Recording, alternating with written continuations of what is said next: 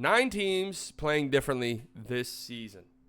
In the season's early going, these teams have switched up their strategy in hopes of making a big on-court impact. They're starting with the Chicago Bulls, and I'll tell you right now what they're going to say. The Bulls are playing incredibly fast. They're one of the fastest teams in the NBA to start the season. They bomb threes more than pretty much anybody else in the league so far. They don't make them, and their offense struggles because of that. But yes, that is something that they're doing.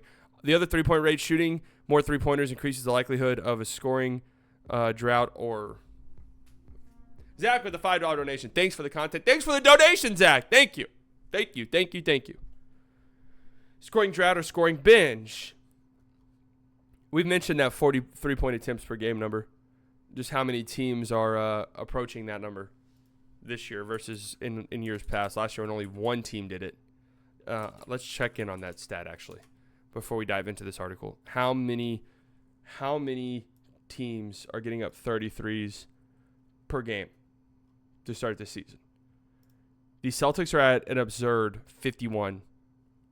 Then you have the Hornets at 44, the Bulls at 42, the Warriors 41, Minnesota 40, Brooklyn Nets 40. So you got 6 teams right now.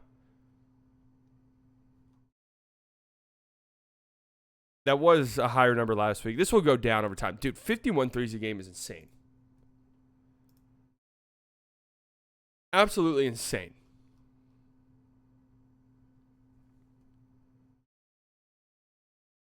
Number 1, Chicago Bulls, a whole new offense. DeMar DeRozan's departure with his 547 mid-range attempts. He was a mid-range demon. Was bound to change how the Bulls play, but their offense has completely overhauled in Billy Donovan's 5th season as a coach. That is what's crazy. It's not like they got a new coach. They got Billy Donovan still. The Bulls have seen the league's biggest jump in pace by a huge margin, ranking first, 106 possessions per 48 minutes, after ranking 28th last season. Damn. They're getting out in transition 10 more times a game. By the way, this article is written by John Schumann. John Schumann. They've also seen the biggest jump in ball movement, averaging 309 passes. Look, I'm going to be real. I've said this before. I do not care about passes as a stat whatsoever. Third biggest drop in offensive rebounding percentage. This, of course, affects their pace because fewer offensive rebounds. Offensive boards equals shorter possessions. Okay, interesting. This is funny. New and not so improved offense. That's good. Charlotte Hornets, more threes and rebounds, and less ball movement. Well, LaMelo's back. This one is always going to change. Their numbers are always going to change because LaMelo is back in the picture. Hornets have seen the league's biggest drop in ball movement, averaging just 299 passes per 24 possessions. Again, ball movement to me, I mean, there are teams that play in a movement style. Think the Golden State Warriors. Think like the Denver Nuggets as well, just sort of how many times they pass the ball in a single possession. But then I feel like a lot of this has to do with the fact that you don't have too many guys that are capable of creating for themselves offensively, which is typically the mark of a bad team. Hopefully the Mavs give us a reason to fail No Nut November tonight. One player who can't get open by themselves passing to someone else who isn't open. Yeah. They've seen the third biggest. Dan has gifted 50 memberships. Holy shit. Dan. Oh, my Lord. Dan. Hey, dubs in the chat for Dan. Wow. We're getting Dan. Hold on. We got to go to the Slightly Delusional Club really quickly here. We're putting a statue up for Dan outside of the club. That's what we're doing. We're putting a statue up.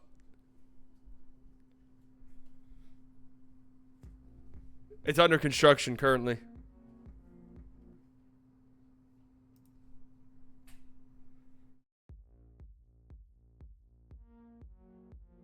Big W's. Dub. I feel like the dub thing is something that I'm going to start saying ironically so much that I start saying it unironically. And that's not a point that I want to get at. That is not a point that I want to find myself at.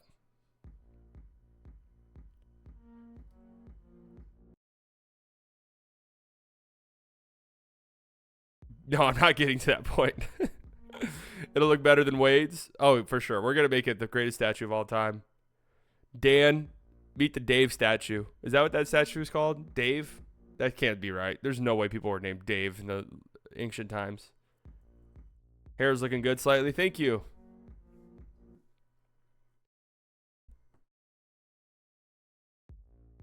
I saw somebody on Twitter said I have stringy hair. What does that even mean? Like my hair stringy. I've never heard that. My hair is very volume, very, very thick. Almost too thick at times.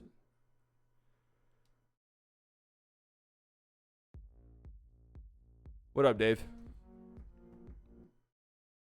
What is a membership question? As of right now, it doesn't. It's just a way to support the channel. You don't really get anything. Except there's some emotes that you can grab. But it doesn't really do much. Turns your name green. However, in the coming weeks, we will be adding I need to mute this, that way we can continue with the show, but they're still going to pop up on the screen. But we will be adding membership perks for sure. All right. Huge shout out to Dan in the chat. Unbelievable. What an incredible guy. Podcast name again is slightly early. Just look at the title of the show. All right. We're talking about the Hornets. They've also seen the second biggest jump in offensive rebounding percentage. That's actually kind of shocking because Mark Williams hasn't played a game yet. I'm interested to see what the reasoning for that is. What do you guys think the reasoning for that is? Yeah, if you didn't get a gift of membership right there, that's unfortunate because there were already a handful of members in here, and yeah, that was about a quarter of the stream that Dan just gifted a membership to.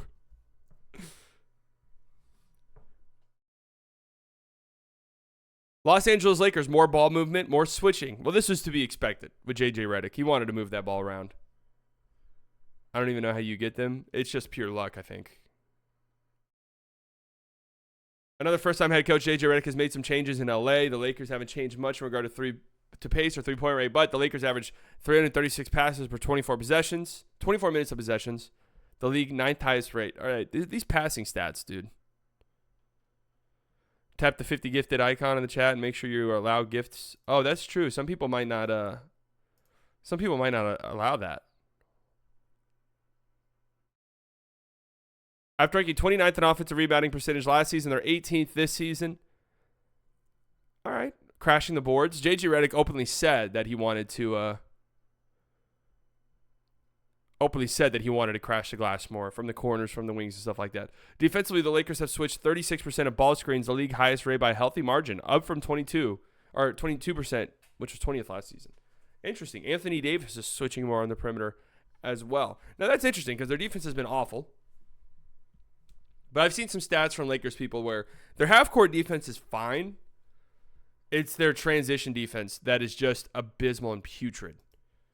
And that's kind of being an older team as well. JJ Redick is pissed off at some of the guys' effort last night. Or a couple nights ago, I guess.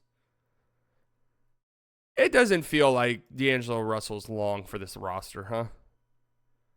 It doesn't feel like that's the case. The Lakers are currently 11th in defensive half-court or defensive rating in the half-court, which is good. That's a good number. For a frame of reference, the Thunder are number 1 with a 76 defensive rating in the half-court. That's unbelievable. The Mavs are 3rd, in case you're wondering. Transition defense is where things are ugly for this Lakers team. They are dead last. Dead last. Yeah, half-court's more important in the playoffs. That's true. But they've been a very poor transition defense to start the season.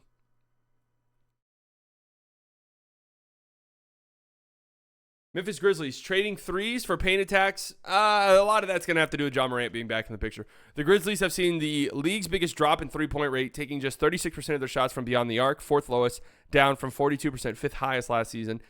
They need to shoot more threes. I don't think that's very much sustainable. Well, John Morant back, they've seen the league's biggest jump in the percentage of their shots that have come in the paint, and its biggest jump in field goal percentage in the paint. That's to be expected, I think. Grant ranks 5th in drives per game and has the ridiculous highlights, but Jaren Jackson Jr. leads the team with 11.7 points in the paint per game, having shot much better there, 66% than last season, 50%. That was to be expected as well. His shot diet's going to be a lot easier. Rookie Zach Edey, meanwhile, ranks 6th with 17.2 points in the paint per 36 minutes. Not surprising either. He's a fucking big behemoth. Here, let me move this so you guys can read the article. Look at that. Look at that handsome guy. Oh, we got through all 50. Hey, clap it up, Dan.